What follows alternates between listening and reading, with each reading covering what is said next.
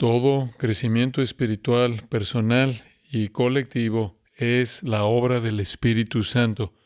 En Gálatas 3, el apóstol Pablo dijo, tan insensatos sois, habiendo comenzado por el Espíritu, ahora van a perfeccionarse por medio de la carne.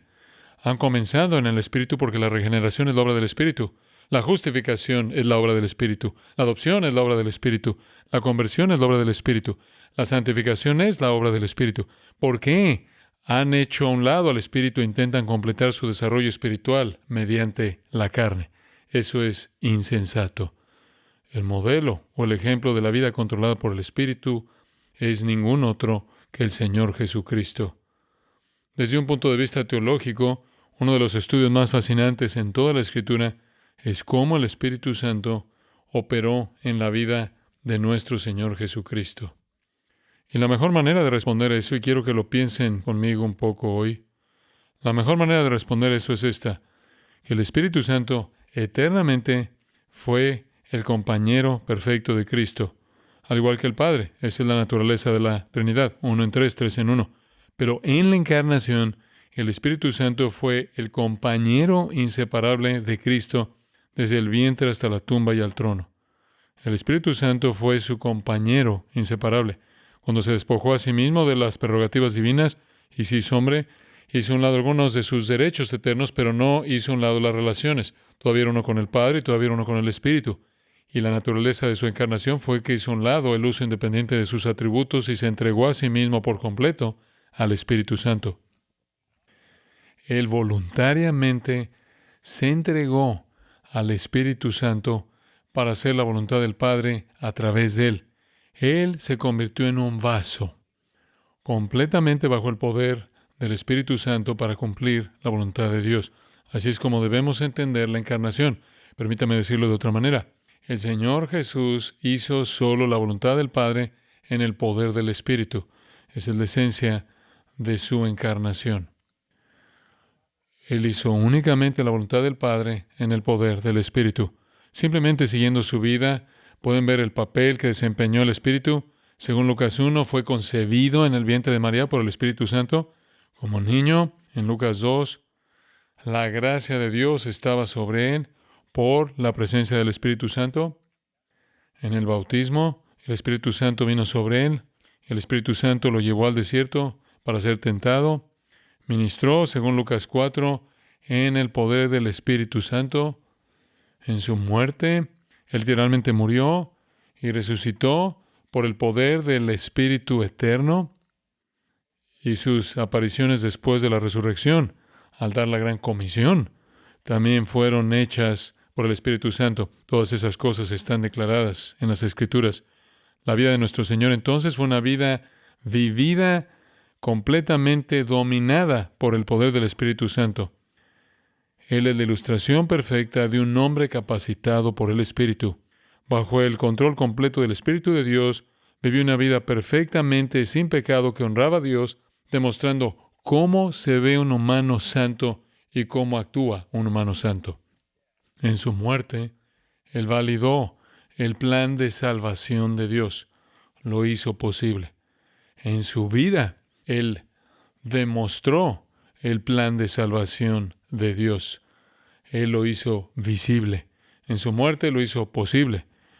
En su vida, Él lo hizo visible. Así es como se ve el hombre salvo en perfección definitiva. Esto es lo que le interesa al Espíritu Santo.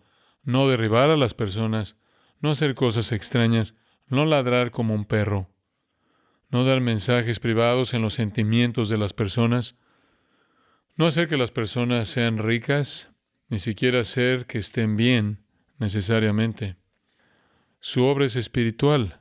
Es un insulto rebajar el ministerio del Espíritu Santo a algún tipo de evento de circo o caos o confusión, o ser la fuente de cosas satánicas que de alguna manera se atribuyen a Dios. Permítanme llevarlos a un texto que simplemente señala esto. 2 Corintios 3:18, deben ver eso conmigo por un minuto. 2 Corintios 3:18, realmente una de estas porciones definitivas de las Escrituras. como el apóstol Pablo se basa en la ilustración de Moisés bajando del monte y habiendo visto la gloria de Dios y teniendo su rostro velado. Pablo dice en el versículo 18, mas nosotros todos, mirando a cara descubierta, no hay velo. El Antiguo Testamento, el Antiguo Pacto tenía un velo. Había cosas que no eran discernibles, no eran visibles, aún no se habían revelado, y así había cosas ocultas. Pero nosotros todos, mirando a cara descubierta, como en un espejo, la gloria del Señor. Me voy a detener ahí por un momento. Este es nuestro estado actual, como creyentes. El velo se ha quitado, el velo de la ignorancia, el velo de la oscuridad, los misterios del Nuevo Testamento. Ese velo ha sido quitado. Vemos claramente en el espejo la gloria del Señor y se manifiesta en el Cristo encarnado. Así que le está hablando de mirar la gloria del Señor con el rostro descubierto, sin nada que obstruya nuestra vista. Tenemos una revelación completa del Señor debido al Nuevo Testamento. Y dice que conforme vemos la gloria del Señor en este espejo claro y descubierto, estamos siendo transformados en la misma imagen, de un nivel de gloria al siguiente. En otras palabras, esto es lo que es la santificación. Conforme contemplas la gloria del Señor, literalmente estarás siendo cambiado a esa imagen, moviéndote de un nivel de gloria al siguiente, al siguiente, al siguiente, al siguiente. ¿Y quién está haciendo esto? Al final del versículo 18. Como por el Espíritu del Señor. Esta es la obra del Espíritu Santo, conformarnos a la semejanza de Cristo. La semejanza a Cristo es la meta, el Espíritu Santo es el agente y la Escritura es el medio, conforme contemplamos la gloria del Señor revelada en la Escritura. La santificación, entonces, solo es mediante el Espíritu Santo tomando lo que vemos de la gloria de Cristo, revelándolo a nosotros y después conformándonos a esa misma gloria. Solo retrocediendo en la historia redentora, el hombre es creado a imagen de Dios para reflejar la gloria de Dios. Atrás en Génesis 1, el hombre cae en Génesis 3. Así que el hombre, creado para reflejar y expresar la gloria de Dios, está caído, está corrompido, es malo, el propósito de su existencia se ha perdido. De hecho, el hombre está tan corrupto que ya para el 6º capítulo de Génesis, Dios ahoga al mundo entero. Al mundo entero. Dios literalmente borró la imagen distorsionada de su creación del hombre. Así que Dios tuvo que hacer un plan. Él salvó 8 personas y tuvo que hacer un plan para restaurar la imagen terriblemente distorsionada. Mediante una obra soberana, sobrenatural y de gracia, de transformación a pecadores para que pudieran otra vez ser capaces de reflejar su gloria. Entonces, ¿cómo hizo eso? Cuando Él nos redime, nos hace, según de Pedro 1:4, participantes de la naturaleza divina. Escapamos de la corrupción, dice la Biblia. Ese es el propósito de la salvación, liberarnos de la corrupción y darnos el poder de volvernos semejantes a Cristo. Esa es la obra del Espíritu Santo. Ese es el plan de Dios. El Padre lo inició, el Hijo lo validó en la cruz y el Espíritu lo demuestra. El Espíritu, como vimos la última vez, es el autor de la Escritura, que es el medio instrumental de la transformación. Él es el creador de la vida y por lo tanto Él es el único que puede regenerar. Él es el agente de la resurrección en el milagro de la glorificación al final de los propósitos de la salvación. Entonces, ya sea que sea al principio la revelación inicial, ya sea la obra de la regeneración en nosotros, o la obra de la santificación, o la obra de la glorificación, al final todo es la obra del Espíritu Santo. Y al final, cuando lleguemos al cielo, seremos como Cristo, 1 Juan 3:2, porque lo veremos tal como Él es. Entonces, esta es la obra del Espíritu Santo. Me es tan triste ver tanta tontería atribuida al Espíritu Santo. Este es el trabajo verdadero del Espíritu Santo. revelación en las Escrituras, iluminación de esas Escrituras, llevar al no creyente al arrepentimiento, despertar su corazón muerto mediante la regeneración, atravesar por el proceso de la santificación, conformar al creyente a la imagen de Cristo y algún día elevar al creyente a la glorificación. Ese es el trabajo del Espíritu Santo. Cuando leemos tantas veces en Levítico, sed santos porque yo soy santo, sed santos porque yo soy santo, una y otra vez. ¿Cómo sucede esto? ¿Cómo sucede esto? La respuesta viene en Levítico. Yo soy Jehová que os santifica. Quiero que sean santos y yo soy Jehová que los santifico. Solo una persona que vivió, que estaba autosantificada, y fue Jesús. Por eso en Juan 17 Él dijo, yo me santifico a mí mismo. Nosotros no podemos decir eso. Él dijo, yo me santifico a mí mismo. Para nosotros, al igual que para Él, todavía fue el trabajo del Espíritu Santo. El Espíritu Santo es el autor de las Escrituras. El Espíritu Santo es el regenerador, el santificador y el glorificador del pueblo de Dios. Es tan importante que le demos al Espíritu Santo la adoración y el honor que le corresponden. Se puede decir mucho más sobre eso. Me encanta leer Romanos 8. Se lo recomiendo. Ese es el capítulo del Espíritu Santo. No voy a leerlo por completo, pero no puedo resistirme, por lo menos a ver una parte de Romanos capítulo 8. Pueden leerlo conmigo. Vayamos simplemente al versículo 14 por un momento. Romanos 8. Todos los que son guiados por el Espíritu de Dios.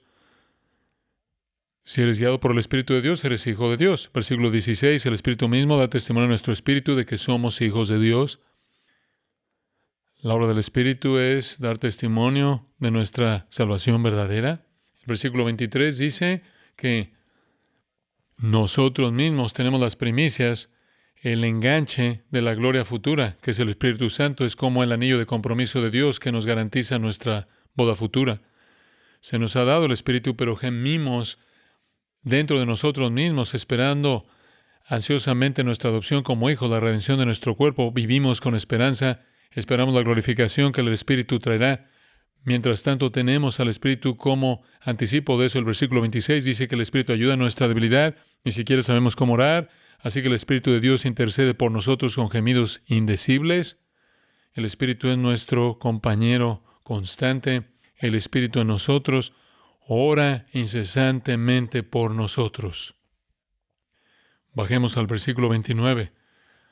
Y a los que antes conoció también los predestinó para que sean conformados a la imagen de su Hijo. Eso es salvación, no es solo para sacarlos del infierno, la salvación es para conformarlos a Cristo. Ese es el punto. Nos predestinó para ser conformados a la imagen de su Hijo. Y con ese fin nos predestinó, versículo 30, nos llamó, nos justificó, y Él también nos glorificará.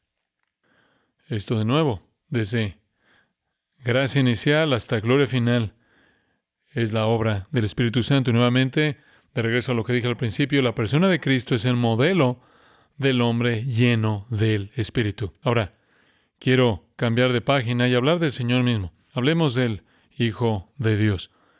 Ya hablamos del Padre y del Espíritu, y sé que ustedes conocen más sobre Él, así que voy a asumir que su conocimiento es profundo, rico y verdadero.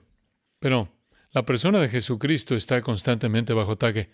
No sé si han estado viendo esto, pero recientemente en la televisión hay una serie que se está haciendo en la que están tratando de exponer a la cientología. ¿Han oído hablar de eso?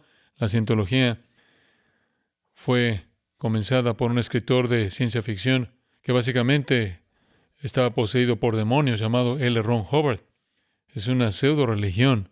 Solo creo que podrá ser interesante que tuvieran la perspectiva de ellos sobre Jesucristo. L. Ron Hubbard dijo esto: Jesucristo nunca existió como una persona, sino que es una idea electrónica implantada por los verdaderos poderes del universo en la mente de alguien entre encarnaciones alrededor del año 600 antes de Cristo. Eso simplemente es absurdo. Jesucristo no es una persona, es una idea electrónica implantada por los poderes verdaderos del universo en la mente de alguien entre encarnaciones alrededor del año 600 antes de Cristo. Así que él cree en la reencarnación. Y él cree que hay poderes verdaderos en el universo, y los hay. El poder de la oscuridad, Por eso digo que está poseído por demonios, obviamente, y engendró toda una operación, una religión falsa, la cientología. Él dice que esta idea electrónica implantada por los poderes verdaderos del universo en la mente de esta persona, entre encarnaciones en el 600 antes de Cristo, la llamamos RG. RG. Y él continuó diciendo que el depósito o implantación de RG ocurrió mientras esta persona estaba entre cuerpos y observando un hombre loco o algo así. Esto fue una especie de implante espiritual biológico y este RG que llamamos Jesús tenía todas las características de un pedófilo. De verdad, en serio, si no crees que eso viene del infierno, Jesús un pedófilo, no puedo imaginar algo más blasfemo, extraño, lejos de la verdad. Y sin embargo esa organización ha florecido.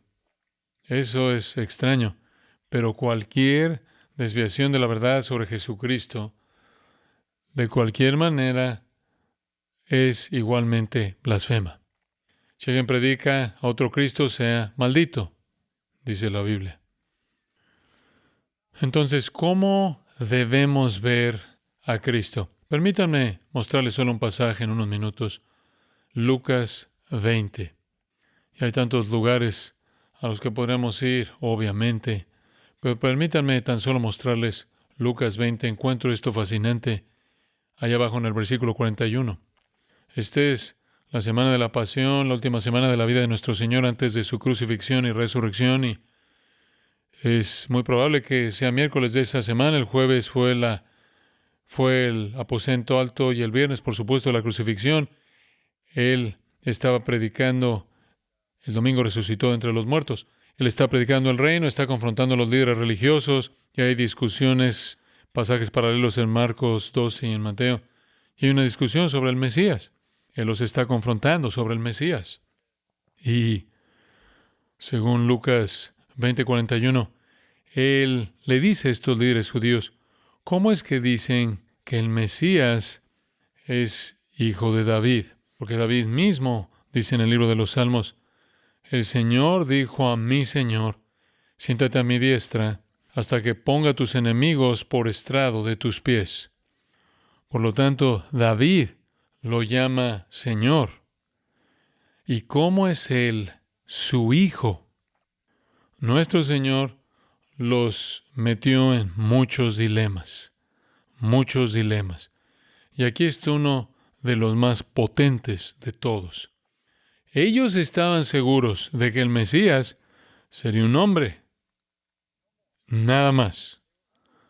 También estaban seguros, y con razón, de que el Mesías estaría en la línea de David. También estaban seguros de que el Mesías, que vendría en la línea de David y por lo tanto tendría un derecho real, sería un hombre que derrotaría a todos los enemigos de Israel y cumpliría todas las promesas del reino. Esa era su perspectiva mesiánica, que todo lo que se había profetizado, prometido a Abraham en el pacto abrámico, todo lo que se había prometido a David en el pacto davídico, incluso todo lo prometido en el nuevo pacto a los profetas, todo se cumpliría con la llegada de este hijo de David, de este hombre poderoso, que sería el rey ungido definitivo, sometería a todos los enemigos de Israel, cumpliría todas las promesas del reino. Ese es el Mesías. Pero ellos nunca pensaron que sería más que un hombre. Así que nuestro Señor los lleva a un pasaje, como es mencionado en el versículo 42 del Salmo 110. La discusión previa a esto, según Mateo 22, es: ¿qué piensan ustedes acerca de Cristo? Les pregunta, ¿de quién es hijo? ¿De quién es hijo? Eso es más o menos lo que inició esto. Y ellos están respondiendo, oh, Él es el hijo de David, el hijo de David. Y entonces Él dice, ¿cómo es que ellos dicen que el Cristo es el hijo de David en base a lo que dice en el Salmo 110? En el Salmo 110 dice que David mismo dice, el Señor dijo a mi Señor, siéntate a mi diestra hasta que ponga a tus enemigos por estrado de tus pies. El Señor está señalando este salmo y diciendo, David dice, el Señor dijo a mi Señor, siéntate a mi diestra. El Mesías no es solo hijo de David, Él es el Señor de David. Él es el Señor de David. ¿Cómo puede el Mesías ser hijo de David y el Señor de David? ¿Cómo es eso posible? Hijo de David y Señor de David. Eso significaría preexistencia, tendría que haber estado presente cuando David vivió. ¿Cómo puede ser después de David y antes de David? ¿Cómo él puede haber nacido y aún ser eterno? Esta simple declaración, simple vistazo al Salmo 111, nos muestra la naturaleza de Cristo. Él es hijo de David, una línea real, un hombre. Él es el Señor de David, Dios, el Hijo eterno. Esta es la gloria de Cristo, Hijo de David y Señor de David. Es un poco como cuando Jesús dijo a los líderes judíos, antes que Abraham fuera, yo soy. Asombroso. El Señor de David, Adonai, o Curios en el Nuevo Testamento, deidad. Sabemos que Él es el Señor de David porque Él manifiesta omnipotencia, omnipresencia, omnisciencia, inmutabilidad. Él recibió adoración, Él conocía el futuro. Supongo que podemos resumirlo y decir esto. Si Dios se hiciera hombre, esperaríamos que su vida humana fuera sin pecado. Si el Santo Dios se hiciera hombre, esperaríamos que su vida humana fuera sin pecado. Jesús lo fue. El testimonio unánime del Nuevo Testamento es la ausencia de pecado, la impecabilidad, la falta de defectos de Jesús. Nadie podría encontrar ningún defecto en Él. Si Dios, el Santo Dios, el Dios soberano, el Dios eterno, se hiciera hombre, esperaríamos que Él fuera perfectamente justo, no solo sin pecado, sino justo, recto, no solo sin pecado, sino la esencia misma de la virtud santa pura. La virtud personal más pura, no solo la ausencia de pecado, sino la presencia de justicia perfecta. Y lo fue. Si Dios fuera un hombre, esperaremos que sus palabras fueran las más sabias, más verdaderas y más puras jamás habladas. Y las de Jesús lo fueron. Sus palabras eran básicamente tan profundas que dijeron de él, nunca un hombre habló como este hombre. Si Dios se hiciera hombre, el Dios soberano, esperaríamos que Él ejerciera el poder más profundo sobre la creación. Y lo hizo. Lo hizo. Calmó tormentas, creó comida, órganos, sanó enfermedades. Si Dios, el Santo Dios, el Dios soberano, se hiciera hombre, esperaremos que Él tuviera un poder profundo sobre las almas de los hombres. Y lo tuvo. Les dio vida, perdón. Si el Santo Dios se hiciera hombre, esperaremos que Él ejerciera un poder completo sobre los ángeles caídos. Y lo hizo. Los envió a los cerdos. Les mandó a su voluntad. Si Dios se hiciera hombre, esperaríamos la demostración de poder sobrenatural sobre la naturaleza, sobre las personas, sobre los demonios, sobre todo. Y eso es lo que Él hizo. Y luego esto, si Dios se hiciera hombre, esperaríamos que manifestara los atributos de Dios, todos sus atributos, incluyendo amor y misericordia y gracia y compasión. Si Dios se hiciera hombre, esperaríamos que tuviera poder sobre la vida y la muerte. Si Dios fuera a convertirse en hombre, esperaríamos que tuviera autoridad completa sobre pecado. Bueno, eso es Jesús. Él se volvió hombre. Cuando pensamos en Cristo, tenemos que pensar en Él en esos términos grandiosos, y una de las cosas de las que debemos tener mucho cuidado es no rebajar a Jesús a un nivel tan humano que olvidamos su naturaleza divina. Creo que hay muchas referencias frívolas a Jesús que no exaltan su gloria. Hay un cierre de esto que me resulta fascinante. Entonces, Jesús es hijo de David y Señor al mismo tiempo. Mientras la gente escuchaba, vean el versículo 45, les dijo a los discípulos, cuidado con los escribas, esos son los teólogos de Israel. Cuidado con los escribas a quienes les gusta pasear con túnicas largas y recibir saludos respetuosos en las plazas y ocupar los asientos principales en las sinagogas y en los lugares de honor en los banquetes. Que devoran las casas de las viudas y por apariencia ofrecen oraciones largas. Estos recibirán un juicio más severo. Me resulta tan fascinante que Jesús no condenara a los adoradores de ídolos gentiles, sino que condenara a los judíos que afirmaban adorarlo y representarlo a Él. Los condenó por su hipocresía religiosa.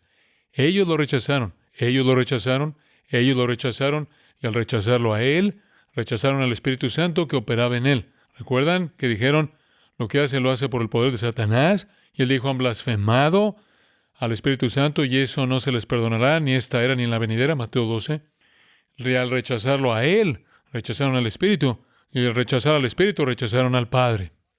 El Padre dijo en el bautismo de Jesús, este es mi Hijo amado, escúchenlo, en quien tengo complacencia. Juan dice, si honran al Hijo, honran al Padre, si honran al Padre, honran al Hijo. Así que, al rechazar al Hijo, rechazaron al Espíritu, que estaba en el Hijo, haciendo todas las obras, y rechazaron al Padre que envió al Hijo, y cuya voluntad estaba haciendo el Hijo. Fue un rechazo trinitario total. Y así Jesús dice, cuidado con estos hipócritas falsos religiosos.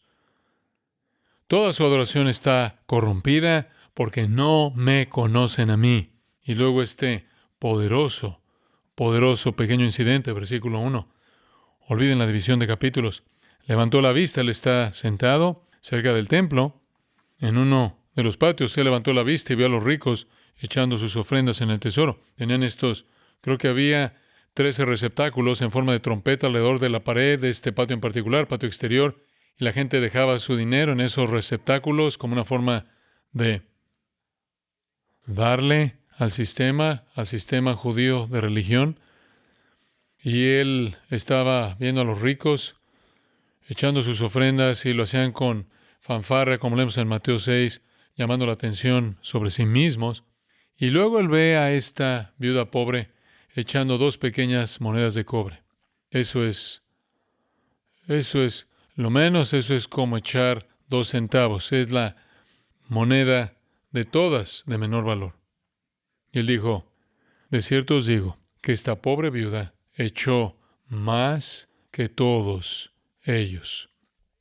Porque todos ellos, de lo que les sobra, echaron en la ofrenda, pero ella, de su pobreza, echó todo lo que tenía para vivir. Ahora, no sé cuántas veces han escuchado a alguien hablar sobre ese versículo, pero normalmente dirían que esto es dar de manera sacrificial. Esto es dar de manera sacrificada. Lo es eso, pero no es un modelo de lo que deben hacer. El Señor nunca le pidió a una viuda que tenía 2 centavos que los diera al templo y se fuera a casa y muriera. Eso es absurdo. Nadie hace eso.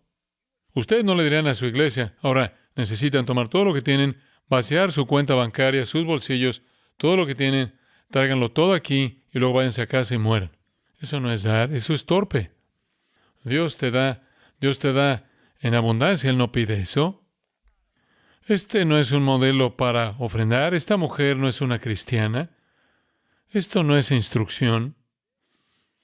Esta es una víctima de un sistema religioso corrupto que está tan desesperada, en este sistema legalista que está tan desesperada, que ella literalmente da todo lo que tiene para comprar lo que le falta a ella, irse a casa y morir. Así de corrupto era ese sistema. Y todo lo que tienes que hacer es regresar al versículo 47 y ver donde Jesús dijo, devoran las casas de las viudas. Ellos despojan a las viudas de su dinero. Las ideas corruptas de Dios se aprovechan de las personas. Sucede todo el tiempo en todas las religiones falsas, ya sea la cientología o el evangelio de la prosperidad o cualquier corrupción de la religión. Esta mujer está dando más que todas estas personas ricas que están tan ensoberbecidas por su ofrenda. En términos porcentuales, ella está dando todo lo que tiene. Este sistema está tan podrido, es tan corrupto, que literalmente devora los últimos 2 centavos en la mano de una viuda. Y entonces, él dice sobre este sistema, vean el versículo 6, en cuanto a estas cosas que están viendo estas personas poner dinero en este sistema corrupto. En cuanto a estas cosas, vendrán los días en los que no quedará una piedra sobre otra piedra que no sea derribada. Hombre, nuestro Señor dice, este templo entero con todo su oro que ha estado siendo construido durante 50 años bajo el liderazgo de Herodes, este símbolo masivo de la religión judía, va a caer al suelo. En el 70 después de Cristo es exactamente lo que pasó. Cuando él vio lo que estaba haciendo a las viudas, la corrupción de un sistema religioso falso, él pronunció juicio sobre ese sistema. La masacre del año 70 después de Cristo fue asombrosa. Lean a Josefo. Dice que los romanos arrojaron más de 100,000 cuerpos sobre el muro cuando entraron a matar a mujeres, niños y hombres. Hay varios relatos de los cientos de miles de judíos que fueron masacrados por los romanos. Y luego los romanos procedieron a recorrer la tierra de Israel y saquear 985 ciudades y pueblos y masacrar a la gente. Ese fue un acto de juicio divino. Incluso Jesús les dijo en esa misma semana, esta desolación que va a venir sobre ustedes va a durar hasta que ustedes cambien la manera en la que me ven. Y la desolación de Israel continúa incluso hasta el día de hoy, entre aquellos que rechazan a Cristo. La adoración verdadera es lo que Dios requiere. La adoración falsa es lo que Él juzga. Y entonces, en cierta manera, terminamos donde comenzamos. ¿Recuerda en Éxodo? Si tomas mi nombre en vano, no quedarás ¿qué? Sin ser castigado. Si tomas mi nombre en vano, no quedarás sin ser castigado. Esto es lo más alto y lo más sagrado en nuestras vidas. La adoración verdadera a nuestro Dios Trino. Señor, una vez más, qué privilegio que nosotros estemos juntos. Gracias por estos jóvenes preciados aquí. Gracias por lo que estás haciendo en sus vidas. Gracias por el aliento, la bendición que son para mí y para todos nosotros aquí. Te agradecemos por levantar esta escuela. Gracias por aquellos que han sacrificado durante 90 años para llevarnos a esta hora, pero sobre todo te damos la gloria y la alabanza por todo lo que es correcto y bueno. Gracias por el privilegio de ser parte de ello. Y Señor, queremos ser esos adoradores verdaderos que te honran, que te atribuyen de lo que eres digno. Eleva nuestros pensamientos acerca de ti, enriquécelos con tu palabra y que nuestra adoración te agrade, porque venimos con manos limpias y un corazón puro, tan agradecidos por este privilegio.